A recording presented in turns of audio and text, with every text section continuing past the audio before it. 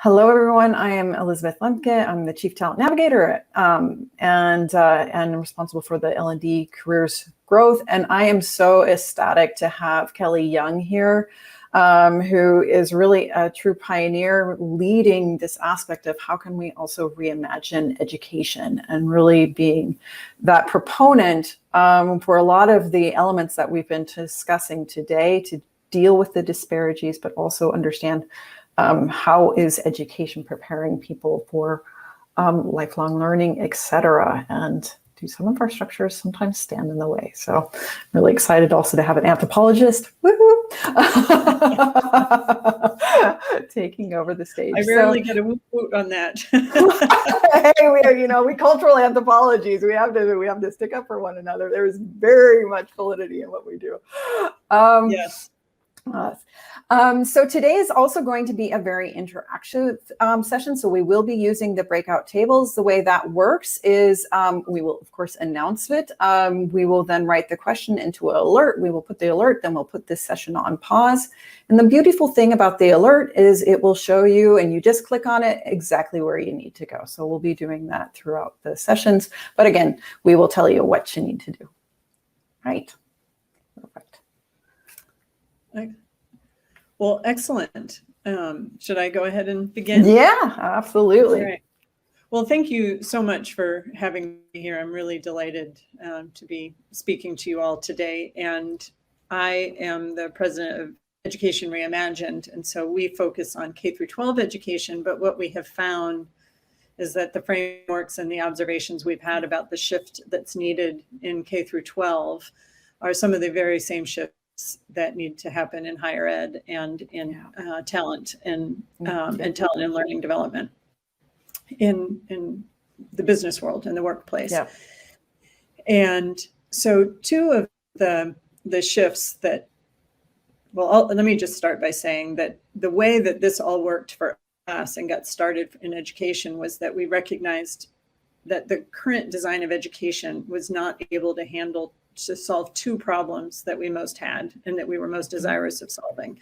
One was the equity challenge, right? That the current system is actually designed to rank and sort and sift kids, not really designed to unleash the full potential of every child. And number two, it wasn't ever designed for lifelong learning, for the development of skills. It was really designed for the transfer of knowledge.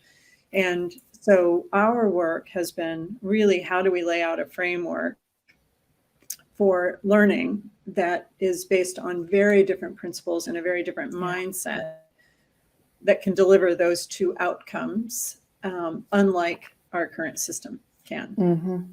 Yeah. And the two shifts that I think are the most relevant here that we are talking about is, one is the shift in what's needed in the workplace. And I was on some of the sessions earlier to hear this, that we've seen a shift in the workplace from being the expert and the one who knows everything and can give you all the answers upon request, to being somebody who is a learner, who is adaptable, and who is always always learning. Figuring out how to learn. So there's that shift. And then there's the second shift, which is the shift from as providers of learning and development, a shift from providing training and creating good conditions for the delivery of education, to one that actually creates the conditions for great learning to happen. And those are another important shift that we discussed in our earlier. So I'm going to start by asking you all a question that I would love to have you go into some paired sharing, whether twos or threes, and give you about 8 minutes so if you are in, I think you will have choice about how many people are in a room. So ideally it's, 3, but if it ends up being 4, just be conscious of time to allow different people to share. And the question, I'm going to put it up on a slide, I think. One second.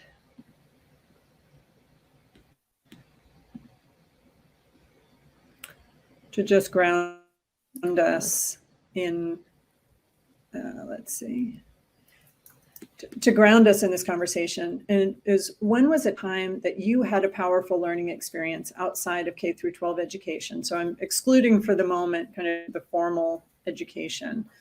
What was a time when you really had a powerful learning experience, and what made it powerful? And so we're just going to start by grounding ourselves in our own experiences of great learning.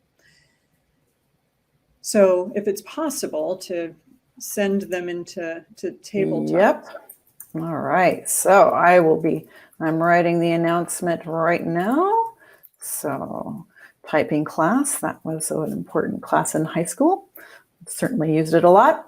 All righty, everyone. So an announcement has been sent. Please just click on that, go to the Table Talks link, and it will send you right to the tables, and find a table of 3 people and just build them. All right. Thanks, everyone. We'll sleep on Friday. That's what I told my husband.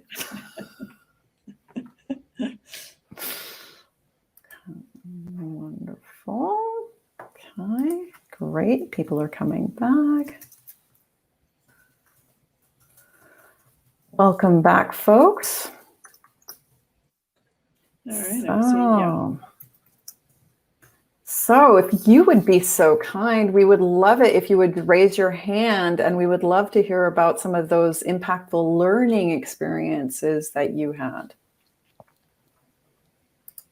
Yeah, and specifically too, we would love to hear what made it powerful. What was it about the experience that made it a powerful learning experience? And we're going to just be like teachers. So I've asked Chris. I'd love to hear from Chris out of the Bronx.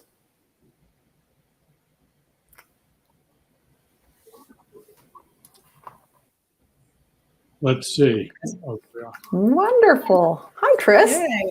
Hello, Elizabeth. Hello, Kelly. Hi. Nice to see you both. Nice to see you too. One, and and sharing what made the experience that you had powerful. I have to be absolutely honest and say that I just jumped on, and then the moment that I jumped on, you put me onto the stage. So I can make something up. But I think I'd rather be honest about this. That's great. I love it. No. Okay. Then go ahead. Yeah. So I was going to say, why don't, if we could give somebody a chance who actually did the exercise, so we don't have to put you on the spot. Exactly. Very good idea. Appreciate it. Thanks, Chris. Bye-bye. Hi. Okay. All right. So Kaylee, all right. So Jennifer, there has been a Volun Encourage. Great. All right.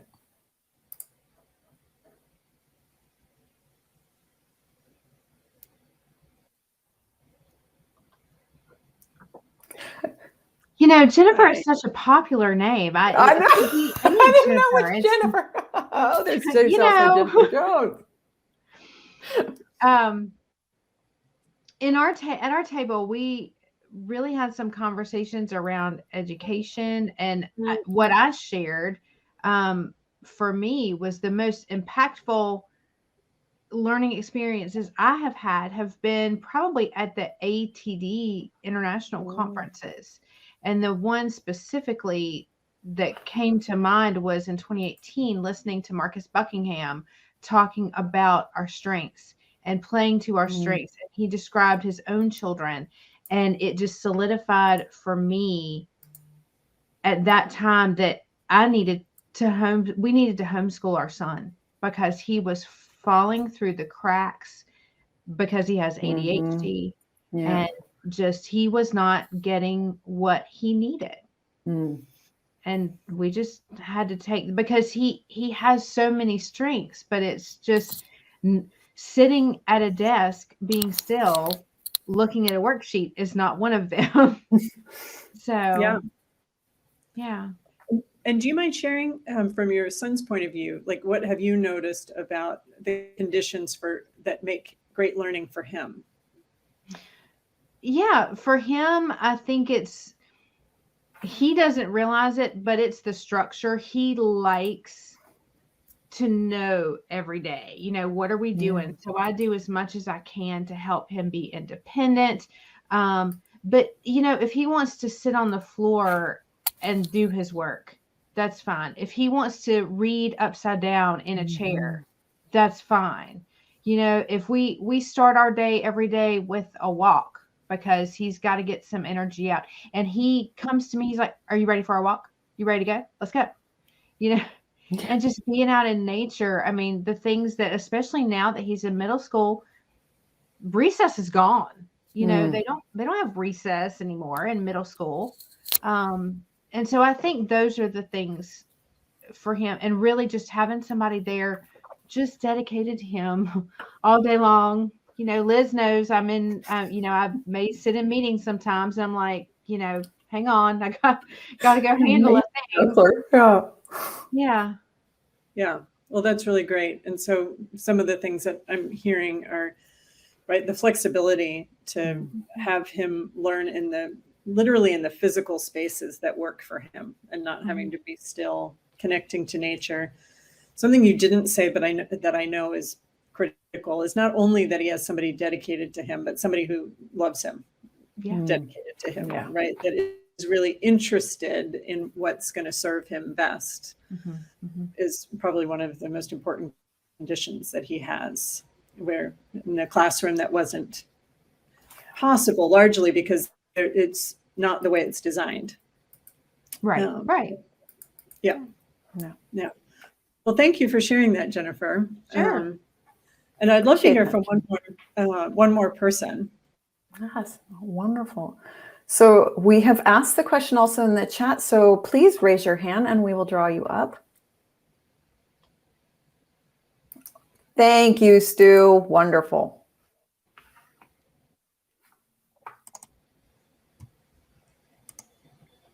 You know me by now. It's not. I love it. Yay, Stu. Appreciate it. So I was fortunate, and I was very lucky to be paired with Marie, and we had a lovely bit of a chat. One of the biggest ones for me was one of what I really think of as one of my first real adult educational experiences, which was reading one of Carl Sagan's books, Demon Haunted World, which is all about kind of skepticism and just thinking about things a different way, and just thinking about things as a less surface level kind of way of explanation.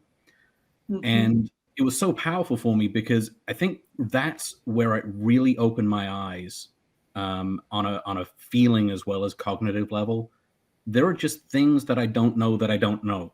There are worlds that that's freely accessible information, accessible, that's easy to get to, that I can find out, that I can read, that I can learn, that I don't even know to look for.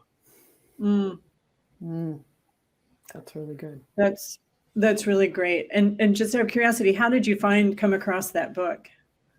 Ooh, it's a long time ago now, and I don't remember. I think honestly, it went from kind of my degree in biology, and my best mate growing up had a degree in physics, so I wanted to learn a little bit more physics. So it kind of went to like Feynman, and Feynman went to Sagan, and et cetera, et cetera. Yeah, that's great. Yeah.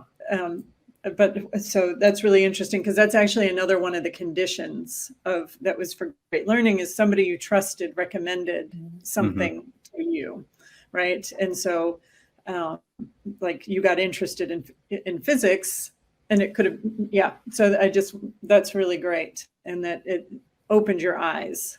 Absolutely. Absolutely. Yeah. Wonderful. Well, thank you, Stu. Of course. Appreciate it, Stu. Yeah. So, when you step back and start thinking about what is it that made a learning experience powerful, there's sometimes there's the obvious things that make something powerful, and then there's the things that it takes some noticing once you start seeing a pattern of things. But one thing is that it's relevant, right? That there's some reason you want to know it. That you're either up to something, like as a parent, right? Or you're interested in expanding your horizons. There's a reason that you're actually going for it. It's not coming out of the blue. That it's contextualized in some way. So it's you're dealing with something authentically, and rather than it being something artificial. With both of your examples that you both shared, that there is, and I pointed out that there is a caring relationship involved. People forget about that a lot, that it matters who is helping you on the journey. And I'm having one computer issue here, and I don't know how to solve it. I've lost you all. Hit refresh. If you hit refresh, go into your browser and hit refresh, and that should hopefully help. Okay, I got you back. Okay. Okay. But that a lot of times having somebody who cares about you, who knows about you, who's interested in you, suggesting something is different than being told you should be interested in something just because I said so. And you don't know that that person actually knows you, and therefore there's not real motivation to get interested in it. And the other thing that I think is present in both of these examples, and I'll take the conference example as well as the Carl Sagan book, who did the learning? The person who did the learning was the person doing the learning. And there had to be an appetite. There had to be an opening. Somebody could have sat through that presentation, and I'm sure there were people who sat through that presentation that did not learn. People could have read Carl Sagan's book and not gotten a lot out of it. There was an opening. And how do you create that opening? And I think that's what we're going to look at for how do you create the conditions for learning, knowing that the job can't be done by somebody else. Right? The work of training, the work of education is not delivering great education. It is actually creating the conditions for great learning to happen. So I'm going to share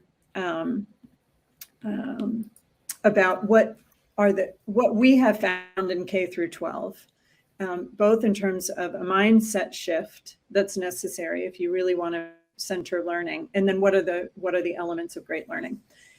And I'm going to start by saying one thing first, that K through 12, whether it's obvious to people or not, it certainly wasn't to me as a parent when I was sending my firstborn, my son, to school, that we have an industrial factory model of education. And it explained so much to me when somebody said that to me, because I couldn't understand why it was so hard to balance the needs of different kids, right? Every kid needs something different. And there's always, it felt like, a trade-off between who was going to get served. And that's because it's a one size fits all. And that's what makes the trade-offs, is that if you serve, this set of needs, you are making a trade-off and not serving other kids' needs. And that zero sum is why the system is so inequitable. And it necessitates a whole new way of approaching how we organize, support, and credential learning if you really want to center the learning, each child, and support every child in having what they need to get where they want to go. So I'm going to share, and one other piece of background, which is all of this came out of a dialogue that we hosted 8 years ago between the presidents of the national unions, charter school advocates, name any debate, social and emotional learning, blended learning, personalized learning, competency-based learning. We had people from every part of a debate in education, and we brought them together to say, can you see that if we keep just altering the legacy system, we will never get where we actually want to go? And they said yes, and they were willing to start from a clean slate to say, what would we invent today? And this is the result of this framework is the result of this conversation. So I'm going to start. I'm going to share my screen again. Give me.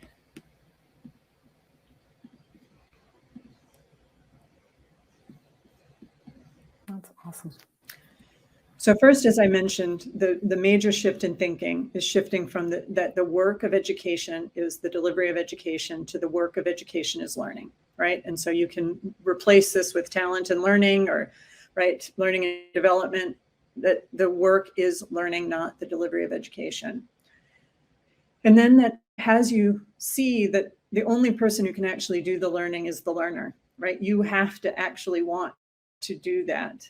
And that's not a, when they talk about learner engagement, that's not a perk. You can't do it to somebody. It's impossible. And you can't do it for them. You can do it with them, but ultimately it has to be done by them. And then you get curious about the learner. Who is this learner? Every child, every human is unique, capable, curious, and wondrous. And so if every child is unique, it's what I said earlier, standardization is never going to work for each and every child. And then you have to see learning differently. If learning, right, is not sitting in a class, having training happen to you, it actually happens when a learner interests, passions, purpose, aspirations are engaged. And again, I have pictures of kids because this is we do K through 12 education, but picture yourself in that seat, right? When you're interested, you're at that conference because you chose to be at that conference. You picked the session because you were interested in that topic. And then you had a real life application, right? Your child in that particular case. And that the purpose of education, rather than to have us all drive to a common destination and be ranked and sorted based on a standardized test or based on standardized curriculum, is actually for us, each young person, to discover who they are, what their unique gifts are, and how to contribute those gifts meaningfully to the world. And I think you can see that also in the workforce, right? People have different strengths and gifts, and it's and Jennifer said that, it's about building on people's strengths, not about identifying the weaknesses and trying to overcome those, although what we find is they get mitigated when people really are building on their strengths. But when you focus on the weaknesses, people don't even know what their strengths are. So young people are graduating from high school and even from college, not knowing what they're good at. And without knowing that, you don't know where to build from. And so in all of this is we call learner-centered education as opposed to school or institutional centered education. And the framework that this group came up with is that inside of that mindset, if you really believe each child is unique and that learning is built on interest, what we have found is that learning environments these 5 elements of learning environments naturally emerge. So they didn't go in thinking, I want to do all 5 of these things, but they are present in all learner-centered sites, which is first, learner agency. So a focus on actually partnering with the young person in developing the goals, creating the pathways, deviating from those pathways. It is a partnership with the young person. And what that looks like at 5 is different than what it looks like at 15. But in each case, it is intentionally developing the child or the youth's ability to own their own learning and their own learning journey. Because what we want after graduation is for them to know how to partner with people, how to find the resources they want and continue their learning journey for the rest of their lives. 2 is that that these sites are socially embedded. And this to us is that learning happens in relationship. It is a social phenomenon that learning happens. So if you are in a place where you get to bring your whole self and you're valued for what the gifts that you have, the learning curve happens exponentially faster than when you're in a place where you're not sure you're accepted, where you're not sure if it's okay to admit what you don't know, right? If you're not accepted, maybe because of the way you look, color of your skin, your gender, and your culture, your whatever your first language is. If you are accepted for those things, your ability to be vulnerable, which is necessary for learning, increases exponentially. Number 3 is that learning is personalized, relevant, and contextualized. So at least in K through 12 education, we talk a lot about personalized learning, like meeting a child where they are. And what that looks like is self-paced learning. It looks, that rather than a standardized curriculum being meted out, equally over every day, you're able to move faster or slower. What this group really recognized is that's insufficient. Personalized learning that is also needs to be relevant and contextualized. So this gets to why a child is learning something, that they need to know that and not be told that, but it coming out of their having said, I want to learn this, because they have an aspiration or an interest.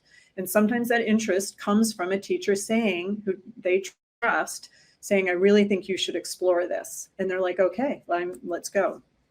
And that it's contextualized in meaningful work. So it's not doing worksheets. It's actually figuring out how to solve a real world problem, for example. So 4th is that learning is open-walled. And so this is, I think a lot of experiences in the workplace are by their very nature open-walled. Open-walled means not exclusively in a classroom. It means that learning in a community, the playground for learning is the community in the world. So right now in K through 12, we credential learning because it happened in a classroom, because you sat in a chair for 180 days. We have Carnegie unit seat time, right? Seat time based learning. And this is saying that learning actually in the community or in the real world, at the park, wherever it might be, is perhaps much more valuable than whatever might be happening in a classroom. And lastly, that it's competency-based. So rather than credentialing learning based on the amount of time you sat in a classroom, because we know that a D is still passing, you still get passed on to the next grade. This is actually saying that you have the skill, that you have been able to demonstrate that you know how to do something, rather than I just took a test and I was able to regurgitate things. You would never give a swimming test is not a written test. It's you jump in the pool and you swim. That's a competency, that you know how to swim, that you know how to run a meeting, that you know how to use Excel. Those are all competencies. And the way that we know that you have that competency is being able to do it. And so you have a competency-based system that enables kids to take longer on things, shorter on things, but move along as they've developed the skill set that they need. And the last thing I'll say about our vision for education before I switch it back to the context of workplace is that for us, we actually imagine, rather than schools and districts, we imagine an ecosystem of learning where learning lives everywhere. So that workforce development, that after-school programs, summer programs, family vacations, whatever might be your jobs, they are all places where intentional learning can happen, and where it can be credentialed and add up to your life experience and be inside of a portfolio of learning that is not just inclusive of what you may have learned at school, but is comprehensive of the things that you've learned in life. And the nice thing about this is it really shifts the view of a learner to knowing how to grab hold of all of the experiences and take the most out of them as a learner. So for the workplace, it would create a very different place if we had all of us, right? We're coming out, rather than thinking we had to be the expert and that we had to know all the answers, because that's what school taught us how to do, right? That's what it rewarded. It took me a long time to recognize that it was okay to say that I didn't know how to do something, because I thought that was admitting failure. And a learner-centered system would actually have trained me to be a learner, not to be somebody who was pretending to be a know-it-all, which I certainly wasn't. Let me pull down for a second. So I want to explore, now that I've talked about this in the setting of K through 12, what are the implications for this for you, for workplace, right? So there are two levels. There's one, what does it mean for you as a learner? And the other is, what does this mean for what it means to be somebody who supports the training and development or the talent and development of others? So I want to see if there's any questions before I send. I was going to have small group conversations, but I want to just see if there's any questions or reactions to anything I've said so far.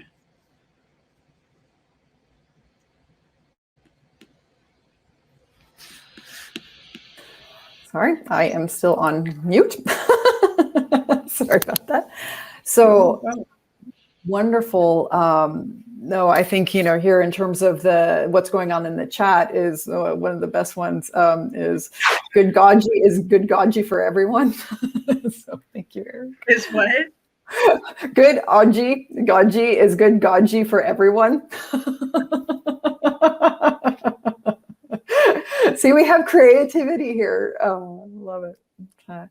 And then, so here, I was just talking, you triggered me with what you were saying is, I had an Italian sister and she had her chemistry class, but it was all out of book and she never went into a lab. And I remember being so confused that's for me, that essential, if you're not testing the lacquer of the table, if it explodes, how are you taking chemistry?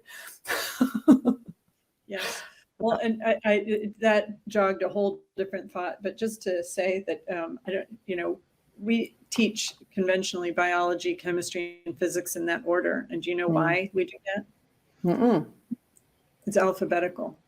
And so just to give a sense of the conveyor beltness of how they set up the system, it was dividing learning up into chunks. And the most rational way, and a perfectly reasonable way in their minds, of deciding what sciences you're going to teach, because those were three of many that they could have. It turned out that the reason they chose those is they picked the medical profession as preparing people for.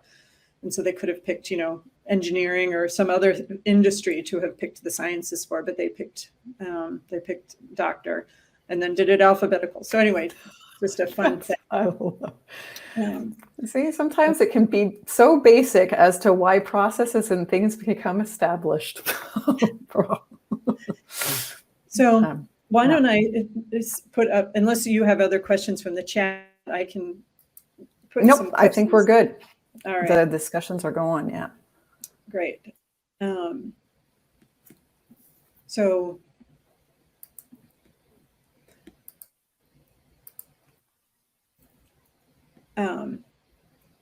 So there are a couple of questions. I don't know if it's a little small for me to even read. What do you notice about your own learning as a professional as you think about what really worked, right? So thinking of these 5 elements of agency, where you were a part of the learning, of setting the goals and designing the pathway, versus when something was predetermined for you. Socially embedded, about it being embedded in relationship. It mattered, like who was asking you to do what, and right. That it was personalized, relevant, and contextualized, meaning it was in a real world setting and it was relevant to you. And open walled, I think you guys don't have a problem with, but right, you're not limiting it to a classroom, let's just say. And lastly, that it's competency based, that there's a way to know for you as a learner and for others to know that you actually have mastered a skill, that you know how to do something, as opposed to just demonstrating that you know the knowledge of. So I guess one is just, what did you notice about your own learning as a professional, given those 5 elements?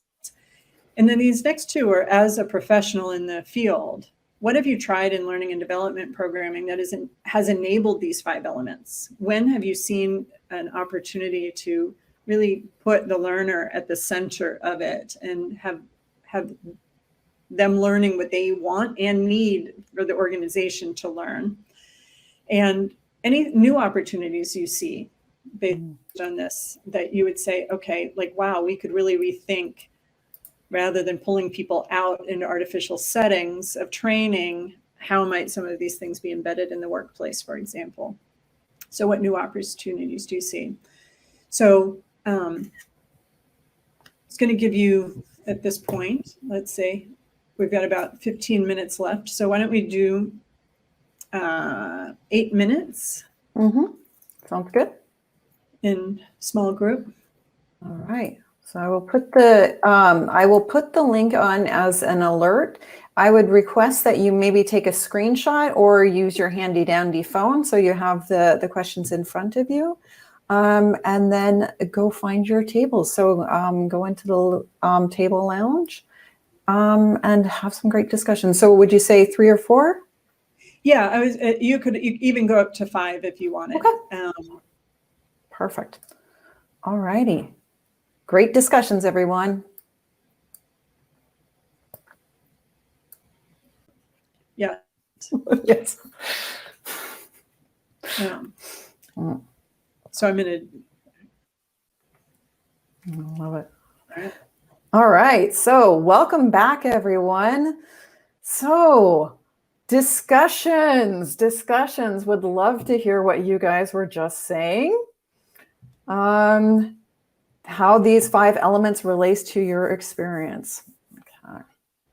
We're gonna draw it up and then say, okay, and what is the transfer over to our roles in learning and development? Yeah. And while we're waiting for hands raised, Elizabeth, if you're willing to be put on the spot, I would love, what do you see as great based on, and I'll put the 5 elements back up, but what have you seen in the workplace that, I was going to put the thing back up. Hold on. That really enables learning in these ways that pull out these 5 elements. Oh, well, and I so appreciate it because I think oftentimes we don't stop to think about where it's that transactional of we need to get it done. This is part of, we're going from project to project, et cetera. And so the aspect that learning is social and socially embedded. If you think about, I'm sure this probably happens for a lot of you, a team suddenly gets formed, you get a meeting notice and there's all these different people and there's a rather vague objective as to what you should be accomplishing. You go into this meeting not really clear about who are the people at the table together with you, what exactly you're supposed to be doing, but yet you're responsible for the results. And here, those aspects, but it's not my job. Because the learner agency, in terms of the employee agency of why am I in this group? What am I going to learn? Also, this comes into when we're looking for jobs. So it's really important as we, within learning and development, thinking about, just like we did at the beginning of each day during this conference, every day we ask, this is what we have on the docket, and what do you want to learn? So putting that aspect of we can workshop around all sorts of things. There's great information out there, but it is that aspect of what do you as a learner want to take away. So I think beginning with the social learner, with the learner agency, that there's time for an actual relationship build and understanding of why are we all together in this room and creating those relationships, and that the ability that it is actually relevant. It's not just who is even looking at this report that we're all needing to kind of drive. Is this even relevant anymore? So that really the work that is being done is meaningful and relevant, and that it's actually working towards something. So this aspect of what is the impact of the work that you're doing? If it doesn't go anywhere, that frustrates people to no end. And in terms of the open-walled, going away from our silos. And so now there's been a real flux of agile implementations of saying, here, let's get the cross-functional teams working together on it and having a user, what is the user experience that we're trying to improve? Where I also say the truth lies outside of the building, even within, and especially within Agile, how do these different user experiences intersect And how are we working together rather than just creating additional silos on user experience? So understanding the open walls of how what we're doing is interconnected. And then the strengths competency base. So here, going into the aspects of you can have skills, but how are you actually able to perform it? So are you bringing it in? We all have latent knowledge of, maybe I studied East Asian civilizations, but I don't really need it that often. So it's not until it's really drawn upon and we're able to implement it into a meaningful context that it really makes a difference. So I think for us within learning and talent, breaking it up and saying, we were talking about performance appraisals. If we were to design performance appraisals on a whiteboard, we would never, ever, ever make it an annual process where it's like, oh God, what even happened like 4 weeks ago? I can't remember. So this aspect of what's effective about performance discussions is that you're actually having a discussion. And so that it's about the person together. It's socially embedded. You trust your boss. It's personalized to you. It's relevant to what you're doing. It's within that context of what your job is not only doing today, but also tomorrow. And that it's open wall. There aren't boundary conditions that don't make sense, and that you're building those competencies for what you're doing today and tomorrow. And then both you, Kelly, and Marie are going and know that I'm going to get an anthropology book from 1904 up on the screen and say, again, for the anthros, we know what we're doing. So this was a truly, if you read her preface from Catherine Dopp about the dangers of Taylorism in education and this spartalizing of the different areas and how that is such a disservice to the learners and they won't understand how is this meaningful. So this is a children's book, which is about experience-based learning to tie in all of these different elements of nature, science, cultural in one. And so here it's an aspect of what can we relearn from the beauty that was before and bring it into as we continue to reimagine for the future. Beautiful ending to this, that it is really returning to how humans naturally learn, that we have institutionalized in a way that really doesn't work for us. And we didn't, and because it's been around for so long, we don't know that it's artificial because when we were a kid. So, and the last thing I'll say is in the break, Elizabeth was saying, it's kind of like we don't know where it came from. We just usually trust the good people invented it. And it's not that they were bad people. They were just inventing it at a very different time for a different purpose. And now it's our turn to invent something that really works for us and for others and is a very human system. I love it. Perfect. Thank you so much, Kelly. Awesome. All right. Thank you, everyone. We really appreciate it. All right. Continue, move forth, and think about those 5 elements as you look to your own role and your own jobs. Love it. Yes. Thank you all for being with here.